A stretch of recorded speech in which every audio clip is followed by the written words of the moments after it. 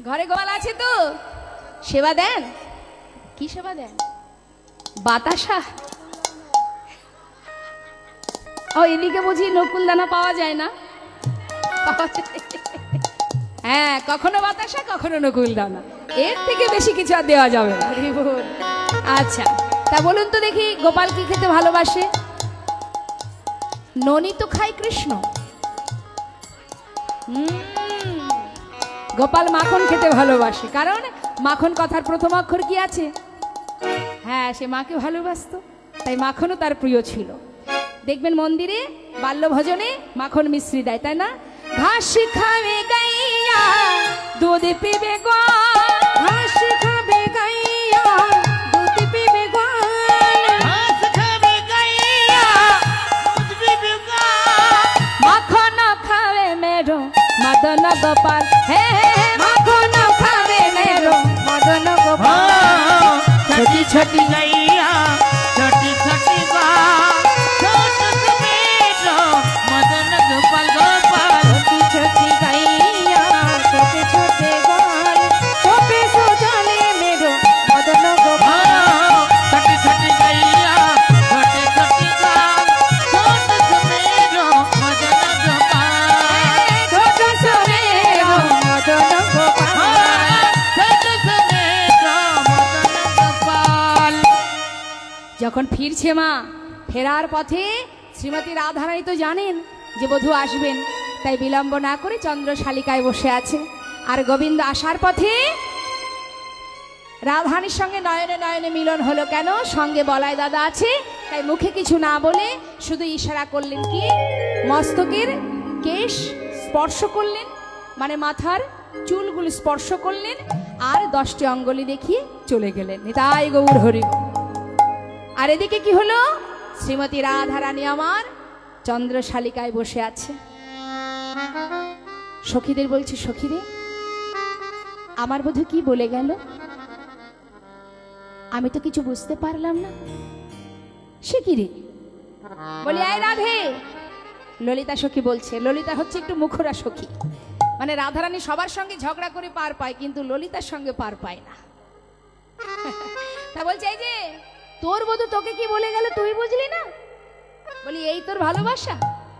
শ্রীমতী রাধারানী বলছে, সখীরে কি বলবো তোদের কাছে? যখন বধূ গোষ্ঠে যায় তখন তার বদন পানে একটি বার দেখতে পাই, আবার যখন ফিরে আসে তখনও দেখতে পাই। সখীরে তার বদনে যখনই নয়নে দিই, আমার 2টি নয়নে জলে ভরে যায়। তাই সে যে কি বলে ইশারা করে আমি কিছু বুঝতে পারি না। তোরা তো আমার মরম সখী, একবার বলে দে কি বলল বধূ। বেশ, তাহলে শোনো ধনী, তোমার বধূ তোমাকে কেশ স্পর্শ করে ইঙ্গিত করে বোঝালো। কেন? সঙ্গে বলাই দাদা আছে। বলাই দাদা আছে বলে শ্রীমতী রাধারানীকে ইশারা করে কি বললেন? হে রাধে, তুমি কুঞ্জ সাজাও। তা বলি, রায়ধনী কুঞ্জ সাজাতে বলেছে, তা কি কুঞ্জ? কেশর কুঞ্জ। এখন কেশ নামক জায়গা 2টো আছে, একটা হলো কেশিঘাট আর একটি হলো কেশর কুঞ্জ। কেশিঘাটে তোমার সঙ্গে গোবিন্দের অনেক দেখা হয়েছে, এবার তুমি বিলম্ব না করে কেশর কুঞ্জ সাজাও। আর 10টি অঙ্গুলি দেখালো, মানে সে নিশি 10 দণ্ডে তোমার কুঞ্জে আসবে। শ্রীমতী রাধারানী বলছে, সখীরে আমার বধূ আমার কুঞ্জে আসবে, তাকে আমি আজ মনের সুখে সেবা দেব। আনন্দ ধরছে না আমার রাধারানীর। প্রেমময়ী রাধারানী, রাধা কৃষ্ণ মিলিত তনু আমার গৌর সুন্দর। দেখুন, এই যে শ্রীমতী রাধারানী আয়ানের ঘরণী কেন হলেন মা? আয়ানের ঘরণী হওয়ার পিছনে অনেক কারণ আছে। অনেকের অনেক ভুল ধারণা থাকে। এই ভুল ধারণাটা যদি আমাদের সংশোধন করতে হয়, তাহলে একটু শাস্ত্র পড়তে হবে। শ্রীমতী রাধারানী কিন্তু কোনো মায়ের গর্ভ থেকে আসেনি। শ্রীমতী রাধারানীর মাকে শুনে নিন। যে লালন পালন করেছেন তিনি হলেন কৃত্তিদা দেবী, বৃষভানুর স্ত্রী। কৃত্তিদা দেবী রাধারানীকে পালন করেছেন, কিন্তু তার মাকে কোথা থেকে এলেন তিনি? সৃষ্টি হলো গোবিন্দের বাম অঙ্গ থেকে, আহ্লাদিনী শক্তি। আর এসেছিলেন কৃত্তিদার ঘরে কিভাবে? না, কৃত্তিদা দেবী স্নান করতে গিয়ে একটা পদ্ম ফুল পেয়েছিলেন। সেই স্বর্ণ পদ্মটা তিনি ঘরে তুলে এনে একটি পাত্রে রেখেছিলেন মন্দিরের ভিতরে। প্রতিদিন তিনি শুদ্ধ বসনে মন্দিরে প্রবেশ করে ওই ফুলটাকে দেখতেন। হঠাৎ একদিন তিনি দেখলেন যে সেই ফুলের উপরে একটা কন্যা শিশু, নিতাই গৌর হরি। আর কৃত্তিদা তিনি ছিলেন নিঃসন্তানী, তাই সন্তানকে কাছে পেয়ে বড় আনন্দ। সেই থেকে কৃত্তিদা তার মা, পালিত মা, আর তার মা হচ্ছে পদ্মফুল, আর সৃষ্টি হলো গোবিন্দের বাম অঙ্গ থেকে। কিন্তু বাবা আমরা অন্য যুগে কি দেখি? সত্যযুগে আসি। সত্যযুগে নারায়ণের বামে কে আছে? নারায়ণের বামে মা লক্ষ্মী, তাকে মা বলি তো। ত্রেতা যুগে প্রভু রামচন্দ্রের বামে মা সীতা, আর এই কলিযুগে মহাপ্রভুর বামে বিষ্ণুপ্রিয়া, তাকেও কিন্তু মা বলি। কিন্তু কোন শাস্ত্রে আছে মা রাধা। শ্রীমতী রাধারানী আর গোবিন্দ তাদের আত্মা এক, দেহ দুটো। রাধা কৃষ্ণ এক আত্মা, দুই দেহ ধরি অনন্য বিলাস রস আস্বাদন করি এবে সেই দুই দেহ হলো চৈতন্য গোসাই। রাধার ভাব রস আস্বাদিতে দোহে হলেন কোঠা।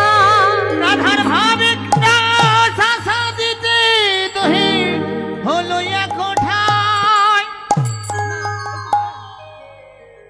তা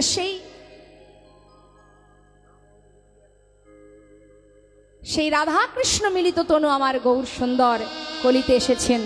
আজ কি হয়েছে মা? শ্রীমতী রাধারানী বিলম্ব না করে সখীদের কাছে যেই না শুনেছে যে সে কেশর কুঞ্জে আসবে, এবার কুঞ্জ সাজাতে চললেন। যাচ্ছেন, বিলম্ব না করে বন হতে কুসুম চয়ন করে এনে তিনি কুঞ্জ সাজাবেন বলে যাচ্ছেন। আর এদিকে আমার গোবিন্দ তিনি ঘরে ফিরে মায়ের কাছে ক্ষীর সর নবনী সেবা করে ঘুমিয়ে আছে। সুন্দর করে শয্যা পরি গোপাল ঘুমাচ্ছে, কিন্তু কেমন করে? কপট নিদ্রা। কপট নিদ্রাটা কেমন? জেগে জেগে ঘুমানো যাকে বলে। দেখবেন যদি প্রকৃত কেউ ঘুমায় তাকে 1 থেকে 2 বার ডাকবেন সাড়া দেবে, আর যদি কেউ জেগে জেগে ঘুমায় সারা রাত ধরে ডাকলেও কিন্তু সে সাড়া দেবে না। তা আমার গোবিন্দ জেগে জেগে ঘুমাচ্ছে কেন? নিশি 10 দণ্ডে রাধার কুঞ্জে যেতে হবে যে, তাই জেগে জেগে ঘুমাচ্ছে। চিন্তা করছে মা যদি বারবার ডাকে আর আমি যদি সাড়া দিই তাহলে মা তো আমার পাশ থেকে যাবে না। তাই মা ডাকছে, গোপাল ঘুমালি নাকি? বলি ও গোপাল ঘুমালি বাবা? গোপাল কোনো সাড়া দিচ্ছে না। আর এদিকে রাধারানী আমার কুঞ্জ সাজাবে বলে কুসুম চয়ন করছে। বন থেকে কুসুম চয়ন করে সুন্দর করে কুঞ্জ সাজাচ্ছে। মহাজন বললেন, দেখো যখন ফুল তুলছেন আমার রাধারানী আর গুনগুন গুনগুন করে কৃষ্ণ নাম গাইছে, কৃষ্ণ নাম করছে। কৃষ্ণ কেশব কৃষ্ণ কেশব সুধা মাখা কৃষ্ণ নাম, হরি নাম মধু মাখা এই নাম। জয় কৃষ্ণ কেশব কেশব সুধা মাখা এই নাম, হরি নাম মধু মাখা এই নাম। কৃষ্ণ কেশব কৃষ্ণ কেশব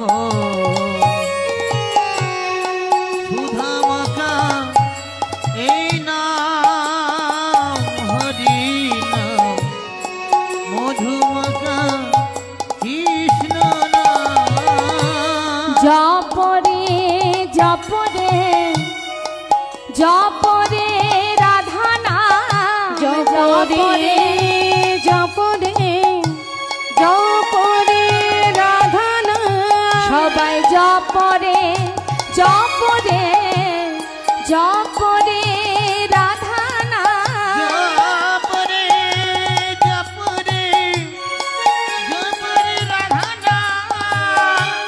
অবিরত অবিরাম কৃষ্ণ নাম সুধা মাখা এই নাম হরি নাম মধু মাখা কৃষ্ণ নাম কৃষ্ণকে সব কৃষ্ণকে সব সুধামকা এই নাম হরি নাম মধুমকা কৃষ্ণ নাম হরি নাম মধুমকা কৃষ্ণ নাম।